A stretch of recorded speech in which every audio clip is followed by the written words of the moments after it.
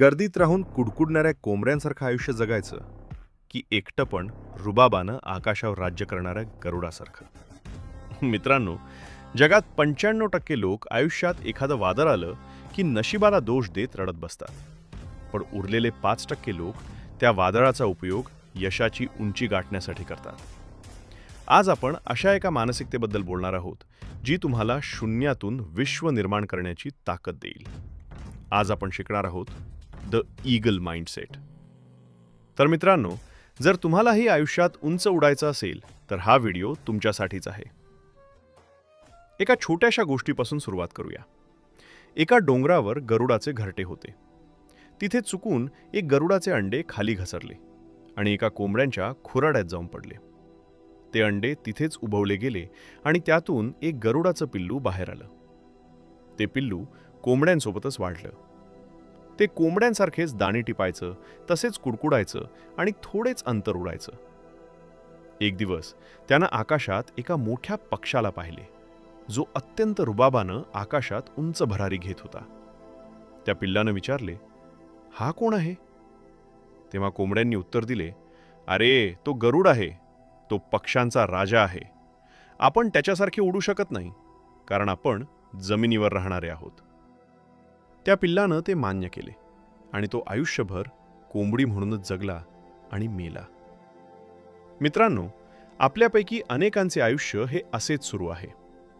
आपल्यात गरुड बनण्याची क्षमता आहे, पण आपण कोंबड्यांच्या विचारात अडकलो आहोत. आपण कोणत्या परिस्थितीत जन्माला आलो हे महत्त्वाचे नाही, तर आपण कोणत्या मानसिकतेनं जगतो हे महत्त्वाचे आहे. आज आपण अत्यंत सोप्या भाषेत समजून घेणार आहोत की ईगल माइंडसेट नेमकी काय असतं आणि त्याच्यातील काही गुणांना आपण का अंगीकारलं पाहिजे. कारण प्रत्येक प्राण्याकडून आणि प्रत्येक पक्षाकडून काहीतरी नक्कीच शिकायला भेटतं. चॅप्टर 1, वादळावर स्वार होणे. मित्रांनो, आयुष्यात जेव्हा संकट येते तेव्हा आपली पहिली प्रतिक्रिया काय असते? आपण घाबरतो, रडतो किंवा नशिबाला दोष देतो. पण इथेच गरुड आपल्याला आयुष्यातील सर्वात मोठा धडा देतो. जेव्हा एखादे वादळ येते तेव्हा बाकीचे पक्षी घरट्यात लपतात. पण गरुडाला जेव्हा वादळाची चाहूल लागते तेव्हा तो घाबरत नाही. तो आपले पंख पसरतो आणि त्या वादळाच्या वाऱ्याची वाट पाहतो. जेव्हा जोराचा वारा येतो तेव्हा तो त्या वाऱ्याचा उपयोग स्वतःला वर ढकलण्यासाठी करतो. वादळ जितके मोठे तितका गरुड उंच जातो. तो वादळाशी लढत नाही, तर वादळाला आपले वाहन बनवतो आणि ढगांच्या वर जाऊन शांतपणे उडत राहतो. आता हे आपल्या आयुष्याशी जोडून बघा. आजच्या काळात आपल्या सर्वांच्या आयुष्यात अनेक वादळे येतात. कधी आर्थिक चणचण असते, घरात पैसे नसतात, शिक्षण पूर्ण करायचे असते. कधी करिअरमधील अपयश असते, खूप मेहनत करूनही यश मिळत नाही. तर कधी कौटुंबिक समस्या किंवा ब्रेकअप सारखी मानसिक वादळे आपल्याला घेरतात. अशा वेळी आपण काय करतो? आपण त्या कोंबड्यांसारखे होतो, जे वादळाला घाबरून लपून बसतात.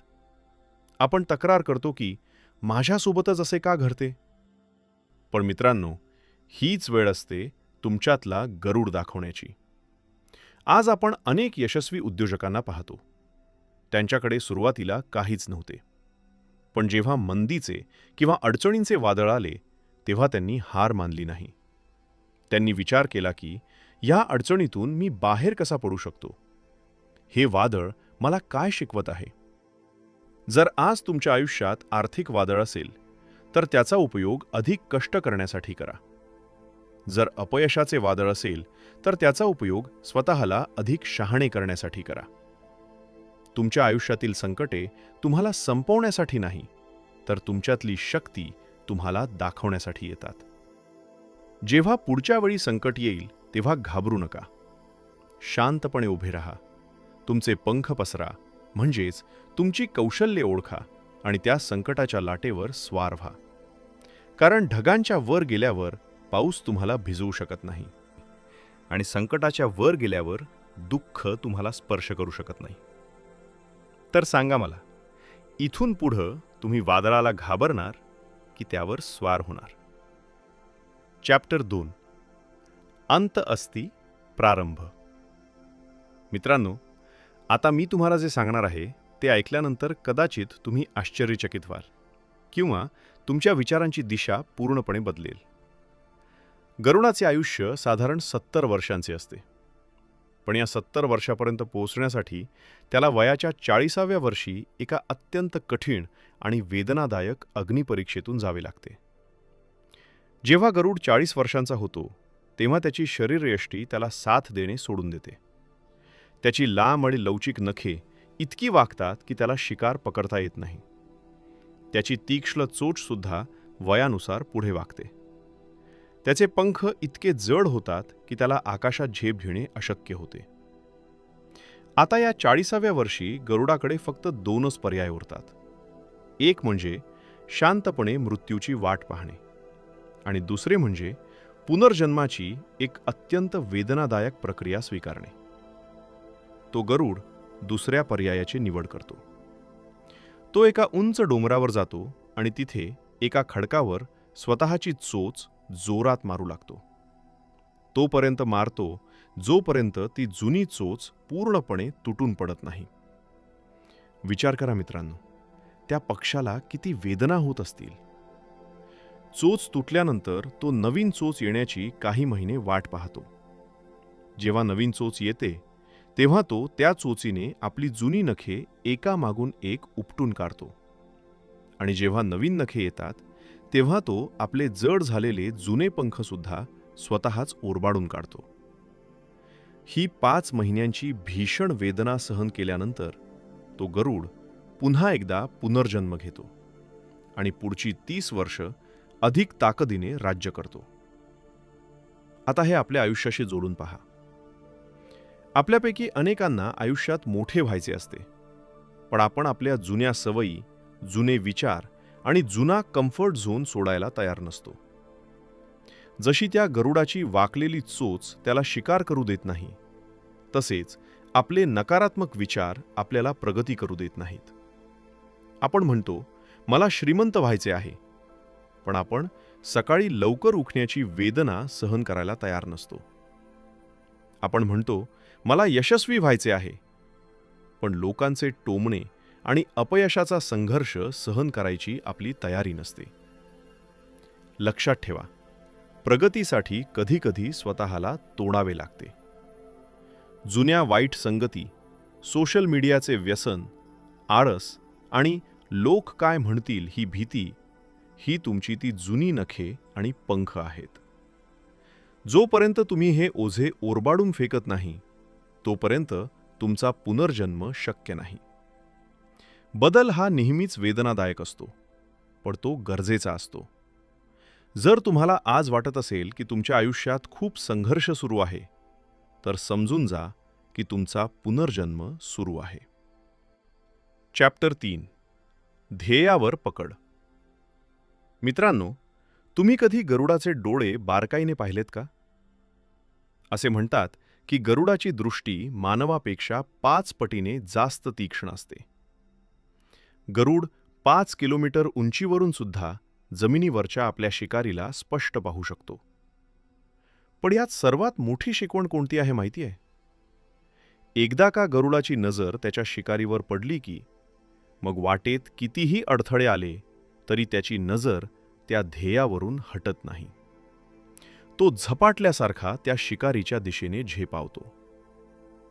आज आपल्या आयुष्यात काय होतंय? आपल्याकडे ध्येय तर आहेत. कुणाला मोठा उद्योग उभा करायचा आहे, कुणाला सरकारी नोकरी हवी आहे, तर कुणाला एक यशस्वी आर्टिस्ट व्हायचं आहे. पण आपली नजर आपल्या ध्येयावर स्थिर नाहीये. आपण थोडा वेळ काम करतो आणि मग नोटिफिकेशन आलं की आपली नजर भरकटते. मोबाईलवरच्या रील्समध्ये किंवा लोकांच्या कमेंट्समध्ये आपण आपलं ध्येय विसरून जातो. साधं उदाहरण घ्या. जर तुम्हाला माहिती असेल की पुढच्या 6 महिन्यात तुम्हाला 10 लाख रुपये कमवायचे आहेत, तर तुमची नजर फक्त त्याच ध्येयावर असायला हवी. लोक काय म्हणतायत, आजूबाजूला काय सुरू आहे, याकडे दुर्लक्ष करायला शिका. ज्या दिवशी तुमची नजर गरुडासारखी शार्प होईल, त्या दिवशी यश तुमच्या पायाशी असेल. तुमचं ध्येय काय आहे? ते कागदावर लिहा आणि रोज सकाळी उठल्यावर त्यावर तुमची नजर स्थिरावू द्या. विचलित होऊ नका, कारण ज्याची नजर भरकटते त्याची शिकार निसटते. चॅप्टर 4. कम्फर्ट झोनचा त्याग. मादी गरुड जेव्हा आपल्या पिलांसाठी घरटे बनवते तेव्हा ती त्यात मऊ गवत आणि पिसे टाकते. पण जशी पिल्ले थोडी मोठी होतात तशी ती आई घरट्यातले ते मऊ गवत काढून टाकते आणि तिथे फक्त काटे आणि टोकदार फांद्या उरतात. का करत असेल ती असं? कारण तिला माहिती असतं की जर घरटं मऊ राहिलं तर ही पिल्लं कधीच घरटं सोडणार नाहीत. तिचा यामागचा मुख्य उद्देश पिल्लांना फ्लेझिंग म्हणजे उडण्यासाठी तयार करणे हा असतो. जेव्हा घरटे पूर्वीसारखे मऊ राहत नाही तेव्हा पिल्ले घरट्याच्या कडेला किंवा जवळच्या फांद्यांवर जाण्याचा प्रयत्न करतात. याला ब्रँचिंग म्हणतात. यामुळे त्यांच्या पंखात ताकद येते आणि ते उडायला शिकतात. आपल्या आयुष्यात सुद्धा जेव्हा आपल्याला काटे टोचायला लागतात, म्हणजे जेव्हा आर्थिक अडचण येते, नोकरी जाते किंवा कोणी अपमान करतं, तेव्हा समजा की देवाला तुम्हाला घरट्यातून बाहेर काढून आकाशाची उंची दाखवायची आहे. जोपर्यंत तुम्ही तुमच्या कम्फर्ट झोनमध्ये आहात तोपर्यंत तुमची प्रगती शून्य आहे. शक्य आहे तिथेच राहणे ही प्रगती नाही, तर जिथे भीती वाटते तिथे पाऊल टाकणे म्हणजे प्रगती. चॅप्टर 5. संगतीचे महत्त्व. Fly alone. मित्रांनो, गरुडाचा तिसरा मोठा धडा म्हणजे गरुड नेहमी एकटा उडतो. तुम्ही कधी पाहिलंय का की गरुड चिमण्यांसोबत किंवा कावड्यांसोबत गटाने उडत आहे? कधीच नाही. गरुड एकतर इतर गरुडांसोबत उडतो किंवा तो एकटाच आकाशात संचार करतो. याचा अर्थ असा नाही की आपण गर्विष्ठ असावे. याचा अर्थ असा आहे की जर तुम्हाला मोठी उंची गाठायची असेल तर तुम्हाला अशा लोकांची संगत सोडावी लागेल जे तुम्हाला खाली ओढतात. चिमण्या आणि कावळे हे त्या लोकांसारखे असतात ज्यांना फक्त दुसऱ्यांची चर्चा करायला आणि छोट्या विचारात जगायला आवडते. जर तुम्ही अशा मित्रांच्या घोडक्यात बसत असाल जे फक्त फालतू गप्पा मारतात, लोकांच्या उणिवा काढतात किंवा नशिबाला दोष देतात, तर तुम्ही कधीच गरुड बनू शकणार नाही. तुम्हाला लोनली वाटेल, लोक तुम्हाला इगोइस्टिक म्हणतील, पण चालेल, कारण शिखरावर पोहोचण्यासाठी लागणारी ताकद एकांतातच मिळते. तुमची संगत ठरवते की तुम्ही किती उंच उडणार. चॅप्टर 6. शिळ्या गोष्टींचा त्याग. Never feed on dead things. मित्रांनो, हा धडा तुमच्या स्वाभिमानाशी संबंधित आहे. गरुडाची एक खास वैशिष्ट्य म्हणजे तो कधीही मेलेल्या प्राण्याचं मांस खात नाही. तो नेहमी ताजी शिकार करतो. याचा आपल्या आयुष्याशी काय संबंध? मेलेल्या गोष्टी म्हणजे आपला भूतकाळ. कित्येक लोक आजही 5 ते 10 वर्षांपूर्वी झालेल्या वादावर रडत बसतात. त्याने मला असं का म्हटलं? माझ्यासोबतच असं का झालं? तेव्हा जर मी ते केलं असतं तर? मित्रांनो, या मेलेल्या आठवणी आहेत. या भूतकाळाच्या ओझ्यावर जगणं सोडा. जर तुम्ही तुमच्या जुन्या अपयशाचा किंवा जुन्या यशाचा विचार करत बसलात तर तुम्ही वर्तमानात कधीच ताजी शिकार करू शकणार नाही.